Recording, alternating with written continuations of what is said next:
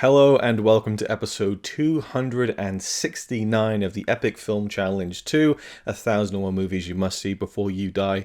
Going back to the 1930s, which is a decade I really have little knowledge in. I haven't seen a whole lot of films in the 1930s, and I certainly don't cover them all that frequently in this series so far. There's been quite a few, but on the whole, I tend to kind of stick to stuff from like the 80s and even the 60s or the 2000s and maybe some of the silent era stuff as well. But the 30s, I need to see more from that decade, I think. And this doesn't scream 30s movie to me, but it certainly is a film from the 30s and was a big, notable movie of the 1930s, smack dab in the middle of the decade, from 1935, Mutiny on the Bounty. This is a film directed by Frank Lloyd and is produced by MGM and was a big, like, multi-million-dollar spectacle. That's like one of the posters says, like, the MGM multi-million-dollar spectacle. This was a huge production for its time, and I think was the most expensive film since maybe one of the big silent epics. I think Ben-Hur. I think Cecil B. DeMille's Ben-Hur from 1925 was the previous record holder, and I would only assume that the previous record holder before that was probably D.W. Griffith's Intolerance, but regardless, Mutiny on the Bounty was this big event picture with a stacked star cast in terms of like the main characters. In fact, this film has, I think, the distinction of being the only film in Oscar history to have 3 acting nominations for the same film, and they were all for Best Actor. Surprise, surprise. Clark Gable, Franchot, and Charles Laughton, who play the 3 main characters of the film, respectively. That would be Fletcher Christian. Who did I start with? Franchot. Franchot played Roger Byam. Clark Gable played Fletcher Christian, and Charles Laughton played Captain Bligh. So I really, this isn't my type of film really in terms of the time period and the style of film, I suppose. I mean, you can call it an adventure film. You look at the cover and it almost seems a little kind of like Treasure Island-y, and there's a tiny bit of that in there, but it's really this it's a historical story. It's based on a true story, and the film itself based on a number of novels that depicted this true story from the 1700s, in which the HMS Bounty, a ship, was taken from Portsmouth, England, to the island of Tahiti with the goal of, I forget what they're called now, bread plants, I think, fruit plants. There are these specific types of plants that grow a specific type of fruits, and so the HMS Bounty was tasked with going to Tahiti to pick up, I think, 1,000 of these plants and then transport them to the West Indies. And this was a journey that was going to take the people who were getting on the ship at England 2 years to complete.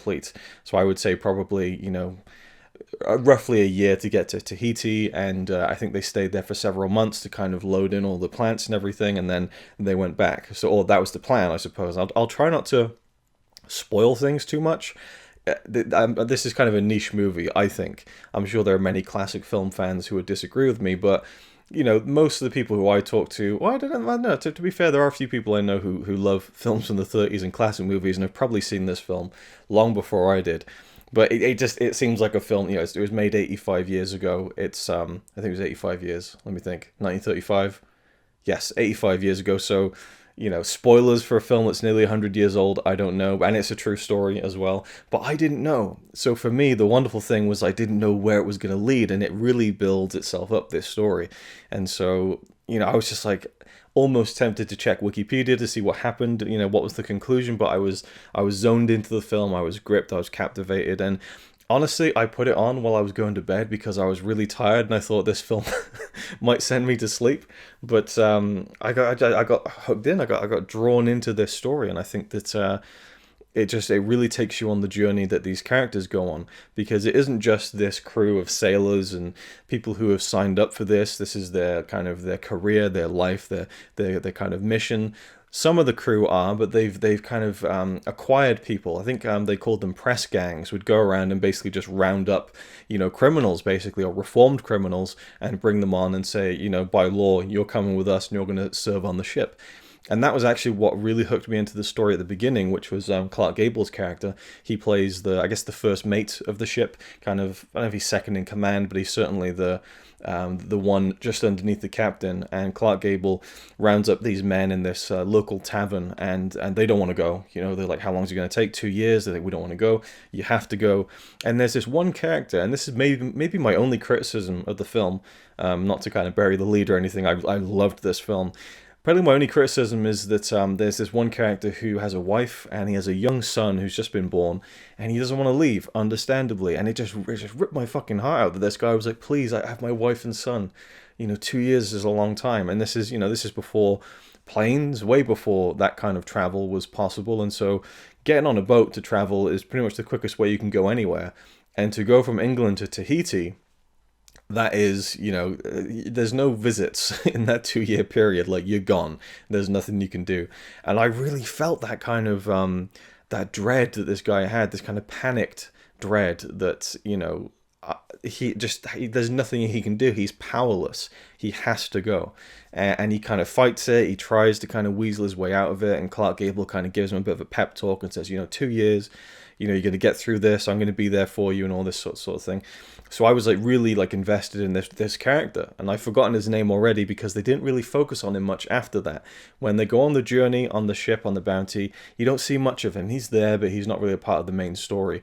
And he does get touched on towards the end, and he does have a conclusion to the whole story. In fact, I would say that the through line of his wife and his son is certainly, in the film and does have, again, a conclusion. But I think that maybe more could have been done. But at the same time, you do have these three big characters who are they're the trio, the power trio of this story. And that's Captain Bligh, played by Charles Laughton, who I've seen in a few things. I know that he's a really respected actor, especially from the 1930s. I believe was he British? I'm not entirely sure, actually. I mean, they're all supposed to be British in the film. I know that Clark Gable wasn't, and he certainly wasn't trying to do an English accent from what I can remember. But yeah, I'm fairly certain he's a British actor. But Charles Laughton is this kind of... there's a funny term that is used on the back of the Blu-ray. I think let's just use that. Charles Laughton portrays Captain Bligh, a seafaring monster ruling with the law of fear. That's the most perfect way to sum up Captain Bligh, I think, is he rules with fear. And... he's this incredible sea captain. Like, there's no doubt about it. He's incredibly kind of strong-willed, iron-willed, and very, kind of seasoned. Knows what he's doing with navigating and all that kind of stuff. But at the same time, he's in a position now as a captain where he can basically sit back and let everyone else do all the work. And he is just relentless with this crew, especially the the people who've been rounded up by the press gangs. He just works these guys to the bone. At the very beginning, before they've even left Portsmouth, he orders someone to get kind of whipped, and they're just dead, basically. Like, they've just been strung up and whipped until they die. But there's still, like, I think maybe 20 lashings left, and they're like, the man's dead. And he's like, he has 20 more lashings, like, deal them out. So they have to watch this dead body getting just whipped. Even the guy who's got the whip with the cat o' nine tails is kind of like, Jesus Christ, So he wants, again, to rule by fear. But also, I mean, there's an extent of it where he explains his motivation to Clark Gable's character, Fletcher Christian, who, again, is kind of like the first mate, second in command. He's explaining that, look, that these people need to be in line. They need to be obedient. And the only way I can do that is to just instill this fear upon them, that they will get dragged if they do anything wrong. And it doesn't really work well. In fact, there's a montage of just like the world map and kind of a black line showing you that the voyage of the ship, and it just kind of fades in every now and then with just him being brutal over and over again to these men, starving them, working them just again relentlessly. And Fletcher Christian, he is a much different character, a much different man, I would say, who disagrees with the ruling of his captain. And I like at the beginning they established that very upfront at the beginning, where he comes onto the ship and Captain Bligh's like, oh, we're going to be serving together again. He's like, yep, not really my not really my cup of tea. He doesn't say that verbatim, but so Captain Bligh's like, oh, so you're not the happiest with this situation then? And he's like, look, you're my captain. It is what it is, So he makes it clear up front that, look, I don't really agree with the way you run things, but we're here. I'm a professional. Let's just get on with it.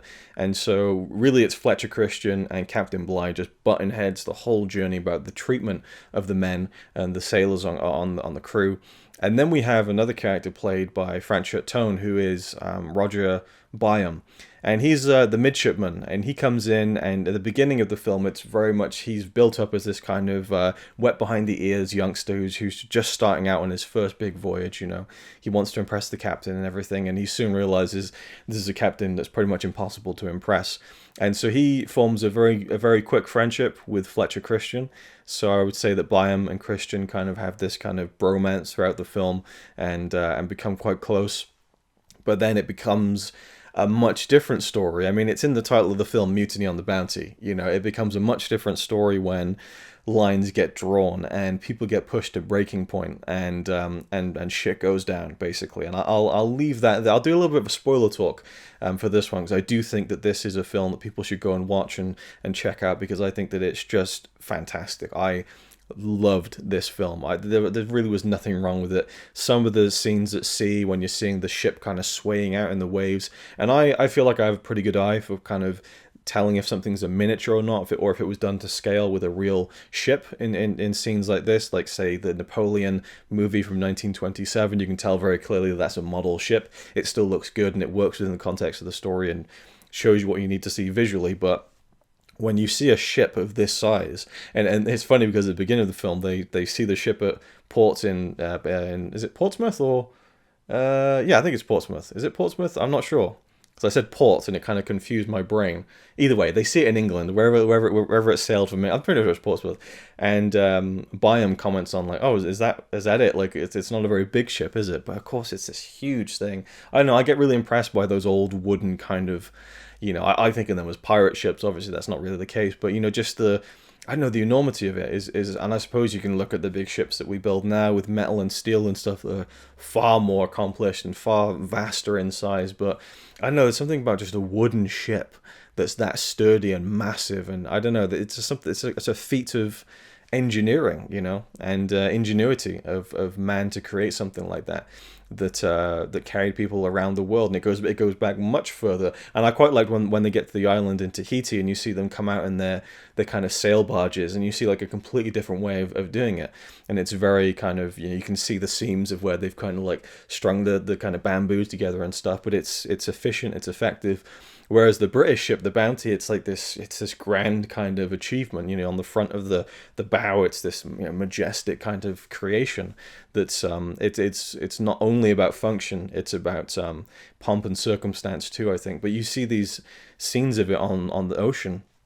When it's stormy and it's kind of like tilting over, and it's like, holy shit. You just get so much more drawn into it. When you see an action film or a film that has something like that, where it's kind of dangerous and your eye can kind of register that something, you know, quasi-dangerous is going on screen, and they filmed that for the movie.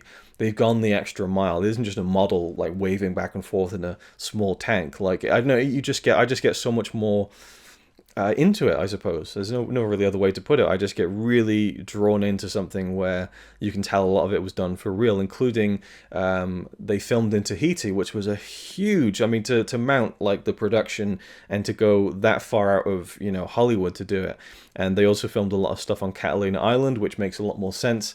But I think they did go, well, yeah, I mean, they employed, I think, thousands of Tahitan extras, if that's how you call people from Tahiti in plural form. So, you know, it just feels very authentic because they went to that place. And so I'm sure they did a lot of, there's not many, but there's a few scenes where you can tell they've done like a rear screen projection where they got footage from Tahiti and put the main actors on. But you can also see a lot of stuff where they really went to that location and got a lot of footage for the film that, again, just lends more to the authenticity. And apparently the makers of the film really strove for that in terms of the way the ship looked when they built it. I think they acquired a ship and then built around it to make it look like the Bounty. And they, you know, again, just really strove for... It reminds me of Titanic, because I've just been watching Titanic recently with James Cameron talking about how much he wanted to get the details right.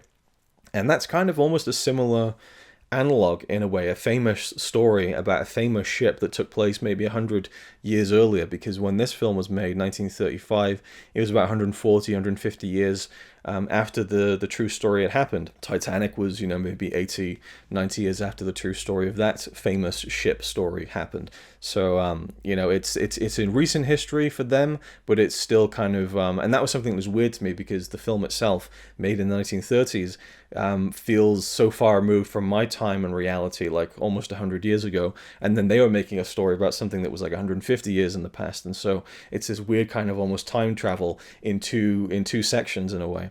And I enjoyed that aspect of it, but I think that the authenticity that they clearly strove for in the film, it just made it feel so much more legit. And there's some really just brilliant moments of tension when they're out at sea, and especially what happens towards the end of the film. There's one ship that sinks, and they've hit something, water's pouring into the insides of the ship, and there's a few characters who've been chained up in the hold, and they're down there, and the water's rushing in, and all the rest of the crew are on top of the deck getting the lifeboats out, and you just see these men screaming for help in chains, and it's so stressful. I was almost uncomfortable, like I had to look away, because it was just, oh my god, I just was just racked with tension the whole time, and I thought that was a really well done and executed sequence.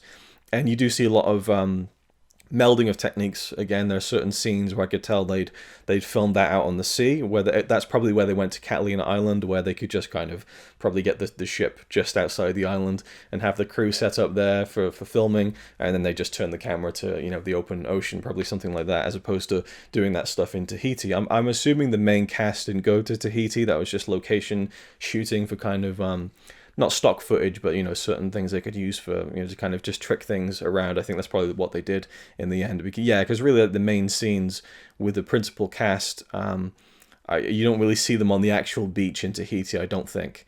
So I think they very cleverly kind of worked to their strengths in terms of how they made this film, and it feels very seamless, I think, for the most part.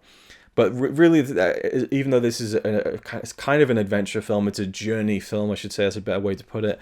It's just about the characters, and that some of the characters on board the ship are kind of one-dimensional and stuff, and they're really just there to be oppressed and kind of to look disgruntled all the time. But you just feel this collective sense of unease, and also not even distrust, but just contempt for Captain Bligh. And I have to say, Charles Laughton is incredible. He steals the show, and I love Clark Gable's kind of charisma, and he certainly carries the character well. And I think that beyond just being Clark Gable, I think he really projected a warmth, especially in his friendship with Byam, played by Franchot.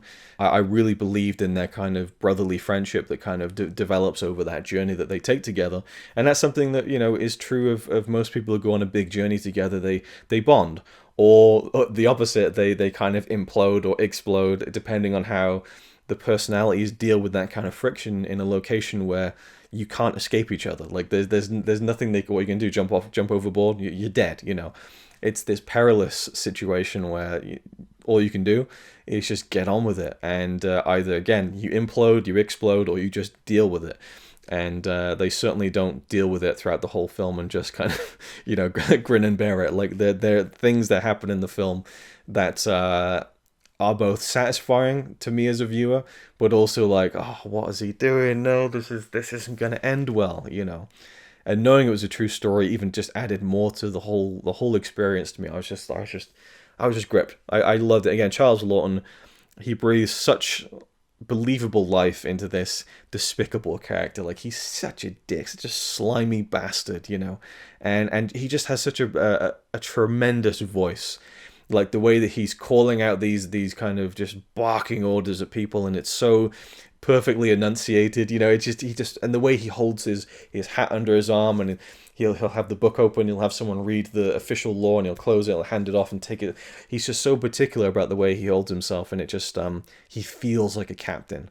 Like it's a complete performance, I think. And Clark Gable's very good. Franchot, especially towards the end, when his character, who kind of gets put between the middle a little bit between Captain Bligh and Christian. I think towards the end, Byam goes through a really interesting, not transformation, but when you just feel the weight of everything he's gone through and the two sides that he's seen. He's tried to be impartial, but it's kind of been impossible for him to sit on the fence basically, and that's probably one of the most interesting journeys of the film is his through line from that, again, wet behind the ears young boy at the beginning of the film who's going out on his first adventure, his first mission. It's kind of what he's dreamed of, no doubt. And then by the end of the film, it's morphed into something so completely different. Is this a film you should see before you die? Absolutely, yes. Definitely, yes. I love this film. It's a 5-star film for me. Just absolutely loved it. We'll watch it again and again. Probably one of those films I'll leave every 5-10 years, probably, just so that whenever I watch it again, it's like a whole, it's like, it's just great to revisit it, It's just such a, I feel like my grandpa would have really loved this film, to the point where I'm almost like a little bit sad that I could have watched it with him maybe when I was a kid. I don't know. But I don't know. It seems like a film he would like. Maybe he's never seen it, but it feels like it would be one that he would have liked a lot. And yeah, so I mean, there's a lot I can go into that I don't want to get into, so I'll do a little bit of a spoiler talk here at the end. I will say, looking into the true story of what happened, especially post the end of the film, really chipped away at the really took away the wind in my sails of loving the film, because the true story is just the way it pans out is just awful. I mean, it's like, really? Because you really grow to like some of these characters, and then you find out, where it goes beyond that, and it's not the nicest thing. Even the behind the scenes on the film, which I can talk about without spoiling anything, is that apparently they cast Clark Gable opposite, Charles Laughton in this kind of, Fletcher Christian, Captain Bligh, conflict, because they knew that Clark Gable and Charles Laughton wouldn't get on in real life and would probably hate each other, because Charles Laughton was a fairly open homosexual and Clark Gable was a fairly open homophobe, and that certainly played out, and he was disgusted by Charles Laughton parading around his boyfriend, and that just makes you think, really? It chips away at some of the enthusiasm you have at the film. It's one of those things where you can separate it, especially when it's such an old film that it almost doesn't really matter, but you still think, that's a shame. That's a real shame.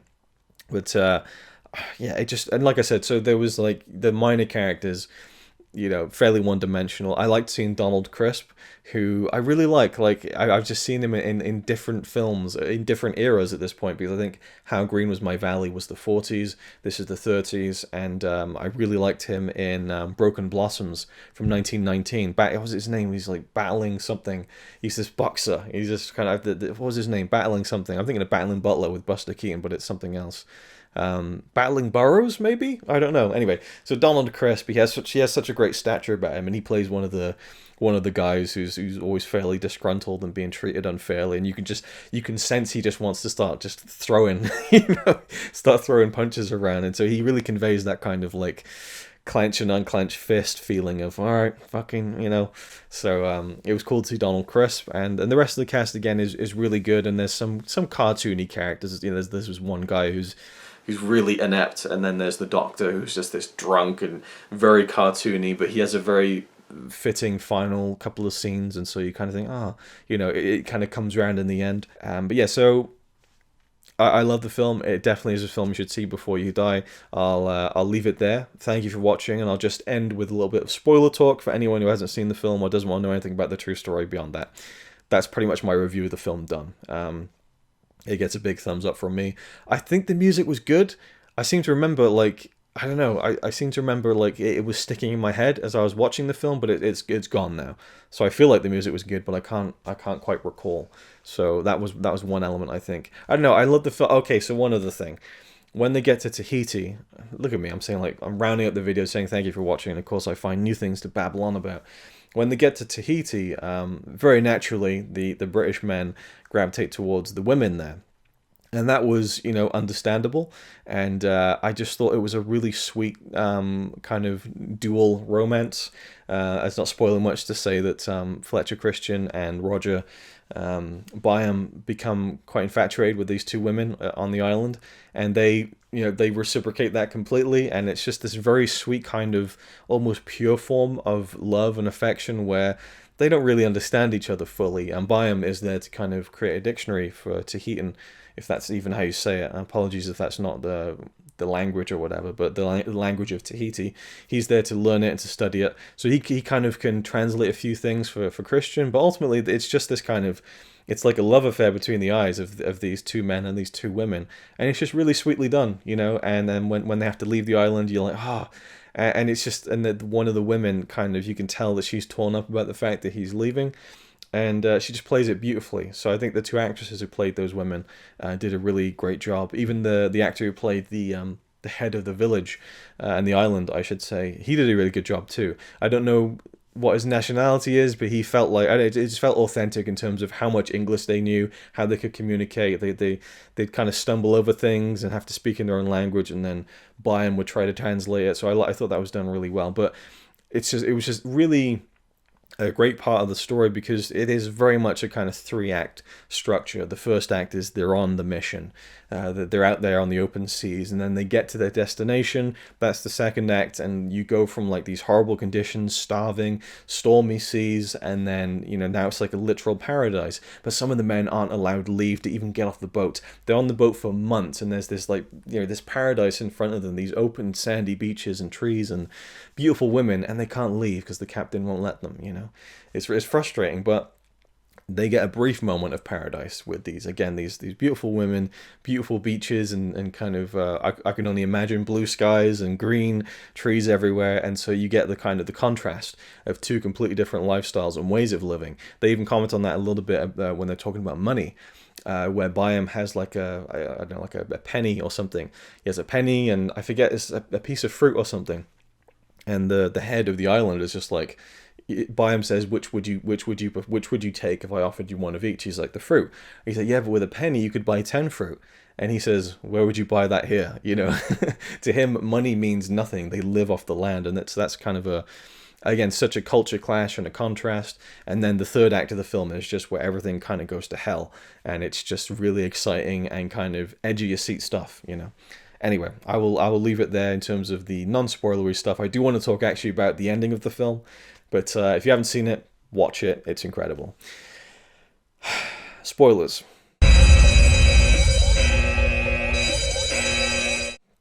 So, the true story. At the end, you know, Fletcher Christian, he steals the bounty, goes back to Tahiti. They stay there for a couple of years, and then they see a ship on the horizon. So he hightails it out of there and gets out just in time for Captain Bligh to turn up to kind of just rip him a new one. For kind of throwing him off the ship and putting him on his own little boat. Now, that's one thing that's just this incredible part of the story where Fletcher Christian took command of the bounty, and he puts Captain Bligh and most of his men on a small, just an open sailboat, and just cut them out. Fucking cut them out to sea. Brutal, vicious, right? And, you know, Captain Bligh is just completely unfazed by this in terms of, well, all we got to do is fight the sea, and we're going to make it. And it's like they've got hardly any food or water. I think they were out on the open sea for something like 49 days, like 40-something days, and they made it. Like, you know, just mental. And I love the end of that sequence, which is like it's done very, they speed up the process very quickly and kind of fade into him writing his journal entries. But the final day when they finally see land, and they're all just like collapsed and kind of just like, you know, emaciated, and Bligh is like, he can barely speak, he's croaking, but it's like, it's such a celebratory moment, even though you hate this guy, and you can't help but respect his ability to have made it, you know, even though he is such a despicable person regardless. And it is really satisfying to see Christian kind of throw him overboard. Essentially, he doesn't literally do that, but it's so satisfying to see him do it. But at the same time, you think, yeah, you're not going to get out of this. This just isn't going to work. You know, it's just not the way to go about it. Anyway, so Captain Bligh, you know, in the end gets out all right. But the thing with Fletcher Christian is he takes the bounty from Tahiti. Him and I think about 9 of the mutineers, and also a number of men and women from Tahiti, some of them who had children and married the English men. And they go out and they try to find an island to just stay forever, basically. And they find this island, I think it's called Pitcairn Island. Let me check on the back, because there's this, yeah, so Pitcairn Island. And they settle there. Now, I was looking into the history of this actual island, Pitcairn Island, and it had been inhabited before the 1700s when Fletcher arrived on the bounty. But at the time, it was uninhabited, and it was kind of, from what the film projects, difficult to get onto the shore. And so he decides to just ram the bounty into shore and just burn the ship and just get rid of any evidence. And so they'd never be bothered again. And from what I understand, they never were. But then you have this, there's a featurette on the Blu-ray, which is called Pitcairn Island Today, which is a documentary made in 1935, I'm sure, in conjunction with the movie, where a camera crew goes to Pitcairn Island now, or at the time, 1935, which again is about 150 years after the arrival of Fletcher Christian and the people from Tahiti and the mutineers from England. And it shows you this little village, a small little Adamstown, I think it was called. And you're like, wow, that's just this whole little society and little village, and this life was born. This little town was created from this one ship with about 27 people on it. Turning out, I think it was 27 people arriving on the island, and you just think, wow, that's really cool. And they're all mixed race, obviously, because it's English and people from Tahiti. And it's like, wow, what? But then I start thinking about, well, there's a lot of inbreeding going on there, right? That's interesting. Okay. And then I looked into the true story, and apparently Fletcher Christian died when he was 28. So it wasn't that much longer after arriving, maybe a few years, something like that. And he was murdered, I think, over a dispute with one of the men from Tahiti. And yeah, and then it just gets worse from there. Like, I think there's only about 50 people who live on the island today, but there's just been a long history of sexual misconduct on the island. And it stems from, I think, I don't know how it happened or how it came about, but I'm assuming, I mean, there's no law in a situation like that when you turn up with a handful of people. And from what the stories say, a lot of the women on the island would get, knocked up very young, 12, 13, 14.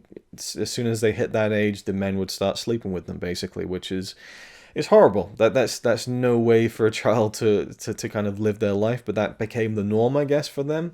And that then led, I think, I mean, again, this is very much like, I'm projecting here. This is just I briefly looked into it for like half an hour, but even today, in the past like 20, 30 years, there's been a number of cases of rape allegations, of sexual assault allegations, and men, or at least one man on the island who was found with multiple images of child pornography. And it just seems like such a disgusting and kind of bitter end to that whole journey and story, where it's like almost this triumphant thing, and we've mutinied against the evil captain, we're going to go off and find our own island, and they settle down, and it's all alcoholism and murder and rape and young girls at 12, 13, 14 becoming pregnant, and then, men becoming pedophiles. It's just like, oh man, it's just, I was watching that featurette, the documentary Pitcairn Island Today, and it was kind of like a hopeful, like, oh, it worked out in the end, it's like the men found God and all this. I was like, yeah, I wonder why they found God. It was just like a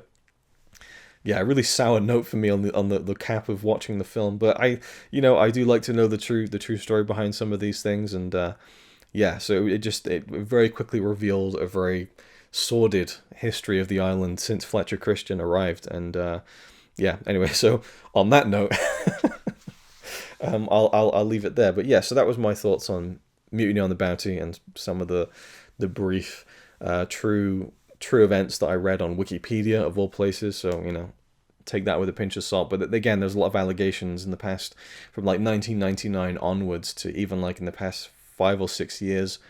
A lot of shady stuff going on over there, and I think it's actually technically part of the UK, Pitcairn Island. It's I think that it has a British postcode, I think I read, or at least it was colonized in the 1800s. So I guess it didn't all stem from that initial kind of landing of the people on the Bounty, but that's where the genesis of that civilization on that island and society began, which I found really interesting. But that's not part of the film at all anyway. So and of course it's going to be kind of a touch of Hollywood is going to be thrown in there, and it is this kind of grand, I was going to say grandeur filled story, but that kind of is what it is. It really almost hero worships the ship. Hero worships the ship. I'm coming up with all these terms that just mirror each other. So, but it does. It's there are these incredible shots of just the sails, and the camera's looking, it's just towering over the camera as the ship turns. But I think they used the same shot twice. It was so good. And actually, I'm going way off base. I read that, well, it's not off base, I'm talking about the film itself, and I'm just rambling about the film. I did read that Clark Gable and Charles Laughton were kind of complaining about the direction of the film from the director Frank Lloyd, because they believed he was more focused on the ship itself than their acting and performances. And I can kind of see that, because a lot of visual importance is placed on the ship at times, but and it is a character of the movie. But I think that really the core of the film is the characters, and that's what makes it so great. Anyway, I'll leave it there. It is a film you should see before you die. Thank you for watching, and I'll see you in the next one.